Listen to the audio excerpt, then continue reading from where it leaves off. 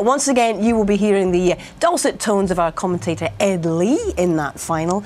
And in fact, this is Ed's story. Snowboarding, skateboarding and surfing for me are like a sort of fountain of youth in a way, and I'm not really a happy bunny if I can't do at least one of those once or twice a week.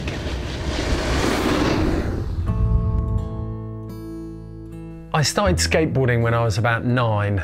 A guy who lived next door to me, James Stentiford, brought a skateboard out with a ramp, and he did a trick that's called an ollie, where you make the skateboard jump off the ground without using your hands, and I thought that was magic. We managed to build this ramp on the patio.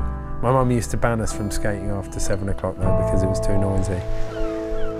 In the winter in the UK there's very little snow, so the best alternative if you actually want to get on and ride something is to take advantage of all the waves that come in with the winter storms, and this is one of my oldest friends. I hope we're doing this in 20 years though still.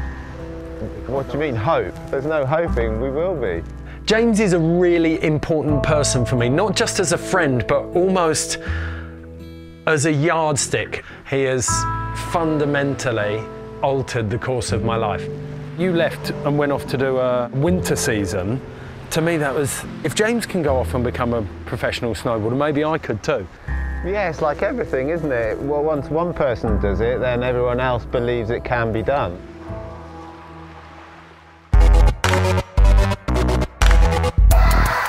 There are lots of different types of snowboarder, but certainly in the early days, competition was an aspect of snowboarding, but one of the most important ways of getting coverage was working with first a photographer and then cinematographers. Being seen riding like that was probably more important than contest results. This is my first cover shot. I did a couple of turns and then I ended up pencil diving into really deep snow and almost suffocating. The type of snowboarding that I was good at was not the type of snowboarding that you could do in competition. For me, snowboarding was about going up to the biggest, steepest mountains that I could find and challenging myself to find a route down it safely. You have this moment where you spot the line and then in your mind you start to prepare for it. Work out how you can get there, how you want to ride it.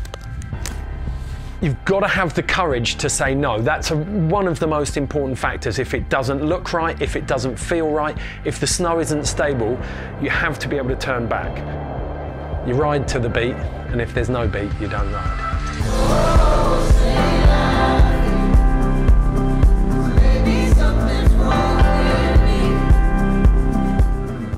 If it's a good line, if it's going well, it's the most wonderful feeling. The line sort of flows from you. It's pure self-expression.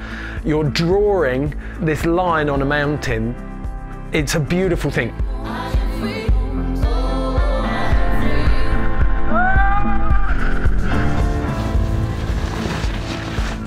That is what it's all about. Adrenaline, probably the best, most powerful drug on earth. Anyone who tells you any different is a liar.